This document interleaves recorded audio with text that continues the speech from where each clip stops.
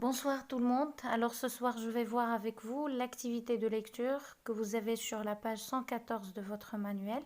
Et l'objectif de cette activité-là, c'est identifier les caractéristiques d'un personnage principal. Alors, dans un récit ou bien dans n'importe quel écrit où on raconte une histoire, on doit tout d'abord présenter le personnage principal de cette histoire-là, présenter le maximum possible d'informations sur lui et sur ses caractéristiques ou bien sur ses qualités physiques ainsi que morales. Donc on va lire le texte support qui est composé de deux parties. La première partie est présentée sous forme d'un dialogue. Donc on a un échange de paroles et à travers cet échange de paroles, on va pouvoir repérer un certain nombre d'informations sur le personnage principal. Donc on commence. Est-ce que tu as trouvé l'homme qu'il me faut? Oui, il est là. Son âge, 30 ans. Voilà la première information. Donc on a précisé l'âge du personnage dont on parle. C'est un homme fort et intelligent, donc c'est une question. Et au niveau de cette question, nous avons cité deux qualités. La première qualité, elle est physique, donc fort. Et la deuxième, elle est morale, intelligent. Et on peut dire que ce personnage-là, il est fort et il est intelligent parce qu'au niveau de la réponse, nous avons la confirmation. Nous avons oui. Oui, il n'a peur ni du froid, ni de la faim, ni de la soif, ni de la fatigue. Donc il est très courageux.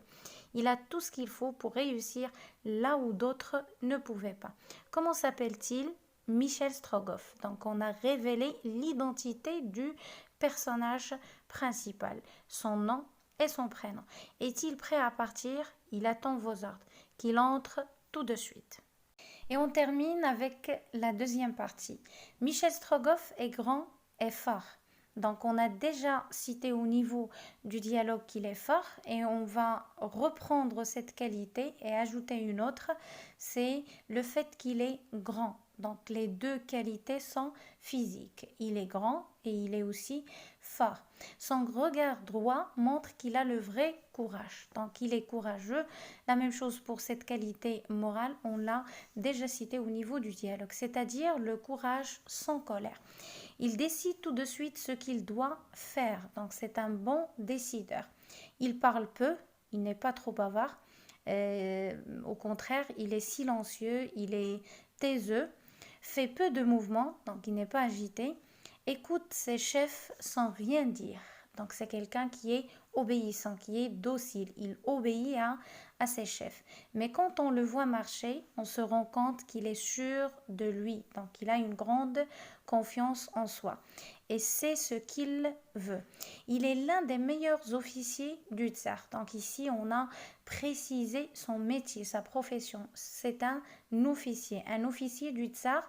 Et les tsars, ce sont les souverains de la Russie. Puisqu'il est né en Sibérie, donc ici on a précisé ses origines, il connaît bien ce pays et comprend les langues que parlent les gens de ces régions. Son père, mort depuis 10 ans, habitait la ville d'Omsk où sa mère, Martha Strogoff, vit encore. Il y a une précision de la ville où est né Michel Strogoff, c'est la ville d'Omsk. C'est là, au milieu des forêts, que Michel Strogoff a été élevé durement. Donc le personnage principal a mené une vie difficile, une vie pénible et dure. Le vieux Strogoff, on parle de son père, était un redoutable chasseur. Ça veut dire quelqu'un qu'on craignait beaucoup. Depuis l'âge de 11 ans, Michel est allé à la chasse avec son père. Donc on a commencé à citer quelques exploits du personnage principal. Donc il a accompagné son père à la chasse à l'âge de 11 ans. À 14 ans, il a tué son premier ours tout seul. Il a su enlever la peau avec son couteau et il a tiré la bête jusqu'à la maison de ses parents. Et c'est le deuxième exploit réalisé par Michel Strogoff. Il a pu chasser une bête tout seul sans l'aide de son père. Après une vie d'enfant comme celle-là, arrivé à l'âge d'homme, Michel Strogoff peut rester 24 heures sans manger, 10 nuits sans dormir. Il sait trouver sa direction ou bien son chemin, même dans le brouillard. Et le brouillard, ce sont des nuages juste au-dessus du sol. et qui gêne la visibilité. Donc, il sait trouver sa direction même dans le brouillard des forêts, même quand la neige tombe. À 20 ans, il a décidé de devenir officier. Donc, on a repris le métier ou bien la fonction du personnage principal. Voilà, après avoir lu le texte, donc on passe aux questions et on commence par la première. Je cherche le sens des mots suivants. Et j'ai déjà donné quelques définitions assez simples pour les trois mots. Donc les tsars, ce sont les souverains de la Russie. La Sibérie, c'est une région de la Russie. Et redoutable, c'est une personne qui inspire la crainte et la peur. La deuxième question, je relève les informations données sur le personnage cité dans le texte en complétant le tableau suivant. Donc le prénom et le nom du personnage dont on parle, c'est Michel Strogoff. Son âge, il est âgé de 30 ans. Son métier, il est officier. Ses qualités physiques, donc il est grand et fort. Et pour les qualités morales, on a cité pas mal de qualités morales. Donc on va dire il est courageux, il est intelligent, un bon décideur, un silencieux, quelqu'un qui ne parle pas trop, un obéissant ou bien quelqu'un qui est docile, ainsi de suite. Donc il y a pas mal de phrases, d'expressions ou bien de mots qui se rapportent à son aspect moral. La troisième question, je précise à partir des éléments du texte s'il s'agit d'un personnage principal ou d'un personnage secondaire. Donc c'est un personnage principal. La preuve, c'est qu'on a arrêté la narration et on s'est livré à une description détaillée de ce personnage-là. Donc il ne peut être qu'un personnage principal. Et la deuxième preuve, c'est que on a dans le texte pas mal de qualités qui caractérisent le protagoniste ou bien le héros d'une histoire. Toujours avec la troisième question, B maintenant, je relève dans le titre de l'œuvre ce qui le justifie, c'est-à-dire ce qui justifie que le personnage principal c'est Michel Strogoff.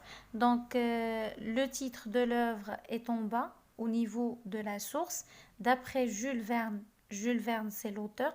Michel Strogoff, c'est le titre de l'œuvre.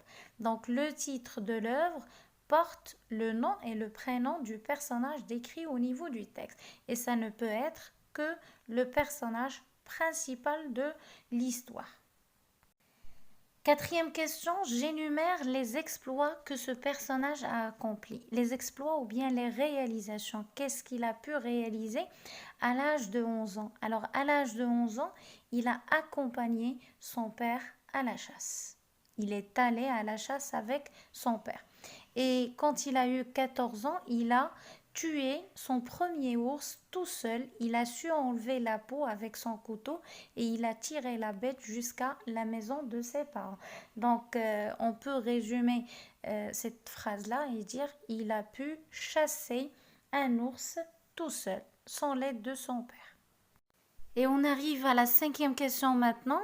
J'indique à partir du texte les exploits qu'il peut accomplir quand il est devenu adulte. Alors une fois adulte, Michel Strogoff peut rester 24 heures sans manger, 10 nuits sans dormir.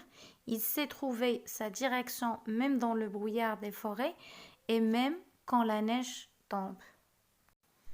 Et on termine avec la sixième question. Je dégage la raison de sa convocation auprès du tsar. Pourquoi on a fait appel à Michel Strogoff pour travailler en tant qu'officier auprès du tsar?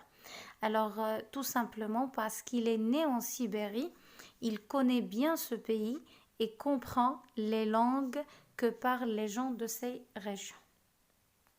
Voilà, on a terminé avec les questions de compréhension. Donc, l'essentiel à retenir, c'est que avant de se lancer dans l'écriture ou bien la rédaction d'une nouvelle ou d'un récit, il faut penser à présenter le personnage principal, présenter son identité, c'est-à-dire son prénom et son nom, son âge, son métier, le décrire en mettant le point sur quelques éléments de son aspect physique et de son aspect moral. Et on peut aussi citer quelques exploits ou bien quelques réalisations ou tout simplement quelques actions accomplies par lui. Voilà, c'était tout pour cette activité-là. À la prochaine, Inch'Allah.